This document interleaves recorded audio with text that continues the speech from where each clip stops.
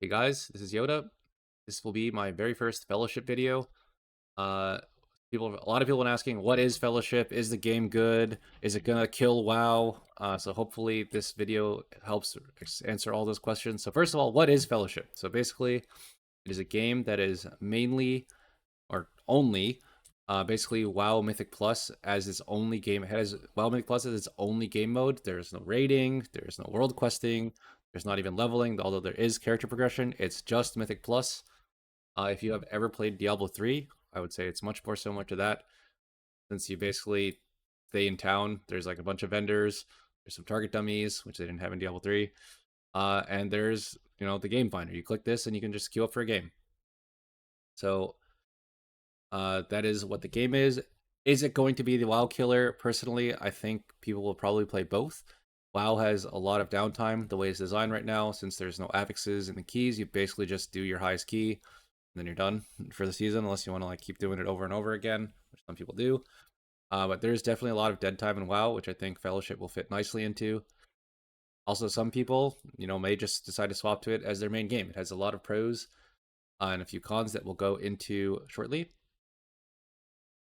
Uh, So we'll go to the pros. The biggest pro, obviously, in my opinion, is that it has a solo queue system. You can just talk to the game finder and queue it up. You just click search and you queue it up. How does it actually work? So you can have any number of people in your party. If you're full pre-made, you can pick exactly what key you want to do. There's no depletion. You just have full access. You are a bit limited. Like if someone in the group doesn't have Paragon difficulty unlocked, then you can't do Paragon. You can only do like whatever they have unlocked.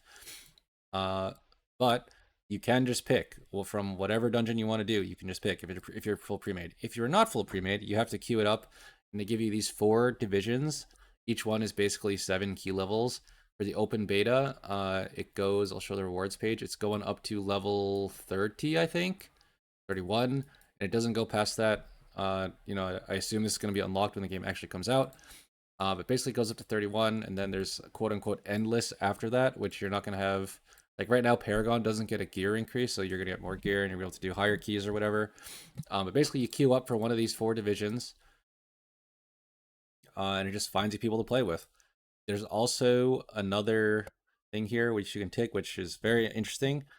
Basically, it says the matchmaking will be more strict, but it'll be a longer queue time. So let's say you're ready to do like champion 6 or whatever, right? And you don't want to waste your time with like pair champion 1 or 2 keys. Well, you can just click this and it'll only match you with people that are very close to your skill level. Whereas normally it would match you with anyone in champion, right? So you can intentionally make your queue like much more selective. And there is also quick play, for the more casual, or if you just want to get into a game quick, you don't have to worry about matchmaking.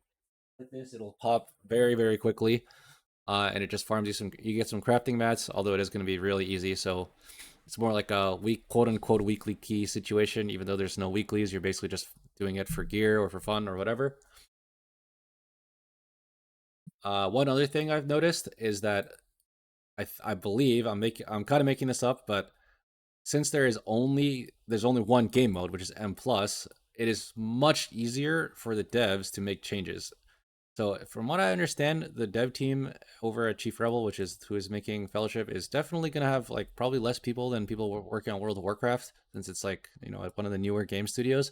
However, the number of changes I've seen in this open beta is like it's one weekend long. By the way, it's like 5 days open beta. I've seen more changes made in this open beta than I saw in an entire PTR cycle in WoW, which is like months long. So I feel like people are very dedicated to making changes in this game, whereas in WoW, like you change one ability, you have to worry about how it works in PvP, you have to worry about how it open world, you have to worry about how it works in raid.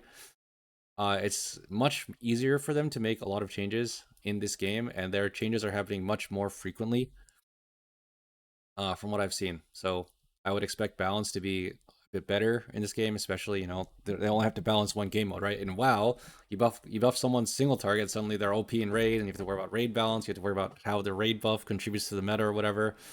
These guys don't have to worry about that. They just make changes. They see something OP, it gets changed, bang, it's done.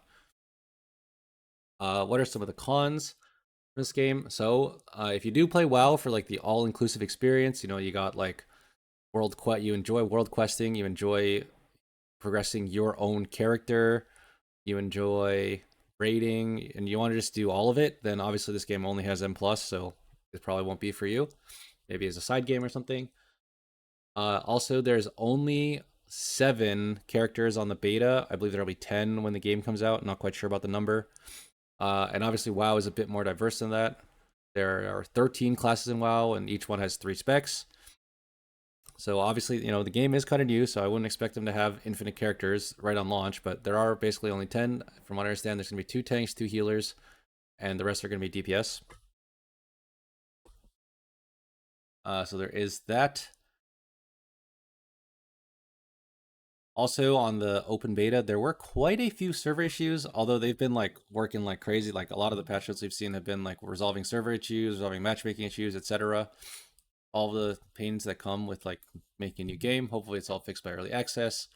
And they have been working very hard on it, so I trust them to actually get it done. And yeah, I am looking forward to playing this game a lot. Obviously, I've been playing tank. On this beta, mostly I played Helena, which is like kind of like a warrior-ish tank. Although there's a lot of stuff that's very similar to things in WoW, but nothing is exactly the same. Oh yeah, one other thing to mention, for character progression. So a lot of people were wondering about that. How does your character actually progress? So there's no leveling, but if you go to the reward map here, basically every time you play a game, you progress this left tree up to 16 games. So after 16 games, you're fully progressed on the left tree. You learn some of your abilities, you get new talents, you get new talent rows.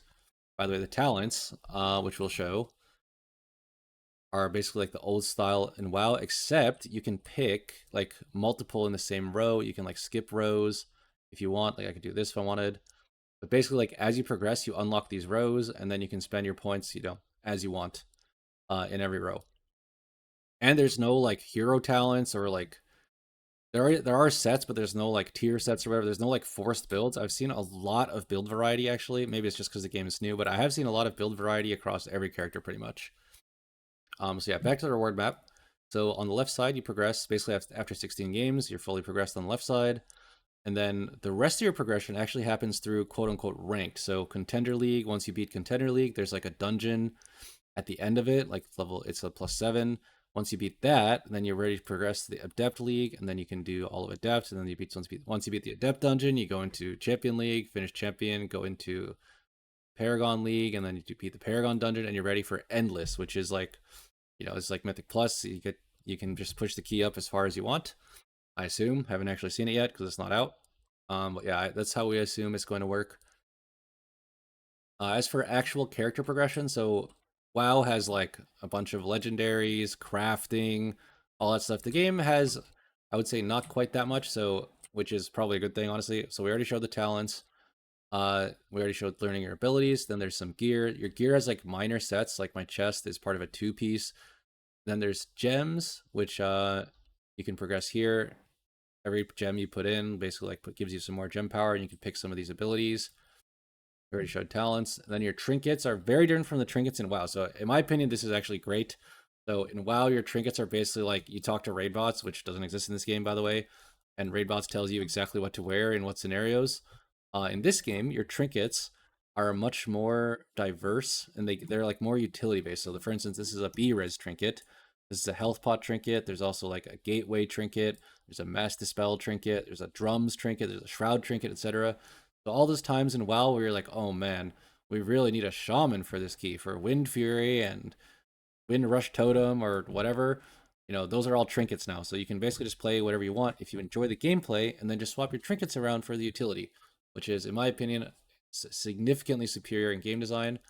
Also, there's a bunch of weapons, which are another way you can customize your character. So look, if you look at the weapon tree, every weapon has a different activatable ability, and your weapon has like a bunch of other passives you can get, which is a massive power spike when you actually get it for the first time.